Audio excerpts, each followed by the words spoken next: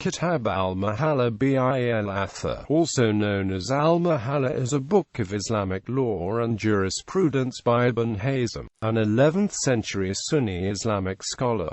It is considered one of the primary sources of the Zahirite, a literalist school within Sunni Islam. Description: Kitab al-Muhallā bil-Athār is, according to Ibn Hazm himself, is a commentary of a more extensive work. This book, which is now lost, was called al-Muhallā. The book is noted for the author's view that a Muslim is not obliged to fulfill every promise, specifically, that a Muslim who promised to commit a criminal act shouldn't fulfill such a promise. Reception: it is his commentary on his own al-Muhallā, and it is considered a masterpiece of fiqh literature. A site describes it. This book is a wealth of scholarship, in which Ibn Hazm discusses each question separately. On each question, he cites the views of earlier scholars of high achievement, not restricting himself to the views of the four schools of fiqh, but also citing the rulings of scholars like al-Hasan al-Basri, al-Layth ibn Sa'd, Ata, Sufyan al-Thawri, al-Awza'i, etc. He also quotes the evidence they cite in support of the views.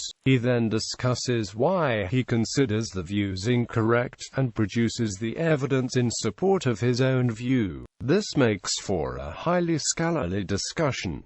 Many scholars describe Al-Muhallā as the encyclopedia of Islamic fiqh. Indeed, it has preserved many of the views of early scholars, whose work was either not documented or lost. The only problem with Al-Muhallā is that Ibn Hazm is often scathing in his criticism of his opponents. Yet there is no doubt that he is an honest defender of what he considers to be the truth. Any scholar who wants to exercise ijtihad in order to arrive at rulings for questions encountered in present-day life cannot overlook Al-Muhallā. Muhallā has been a significant work for proponents of the Zahirite school of law. During the Almohad Caliphate in particular, learning it was standard for the training of the judiciary. During the Mamluk Sultanate in Egypt and Syria, the Zahiri revolt was inspired in part by active studying and teaching of the book, in addition to separate political grievances. In the modern era, this trend has continued with adherents of the school. Pakistani scholar Badiuddin Shah al-Rashidi, for example, gave classes based on the book in Masjid al-Haram, Islam's holiest site in Mecca. Similarly, Yemeni scholar Maqbul bin Hadi al-Wadi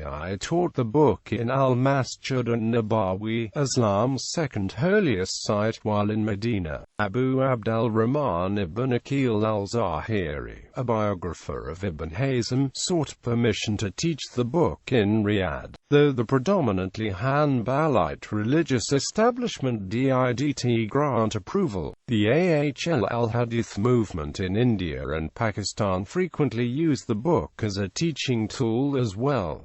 Ibn Abd al-Salam said, "I did not see, in all the books of knowledge in Islam, anything like Ibn Hazm's al-Muhallā, nor like Shaykh Muwaffaq al-Din's Ibn Qudamah al-Mufni." Al-Dahabi comments, Shaykh is al-Din is right, and the third is al-Bayhaqi's al-Sunan al-Kubra, and the fourth Ibn Abd al-Bar's al-Tamheed. Whoever obtains these volumes, if he is one of the intelligent muftis and perseveres in reading them, he is truly a alim. Muhammad Abu Zahra, one of the leading scholars in the 20th century, describes this book in these words: "It is truly and accurately the pillar of Islamic fiqh, and it is a highly useful book. Had it not been for the usage of scathing remarks and some phrases that are evidently inappropriate and out of place, it would have been the best book ever on Sunni fiqh." Editions. It is published in several editions, sometimes in 9 volumes and sometimes in 12. Beirut, the Commercial Office of Printing and Publishing. No date.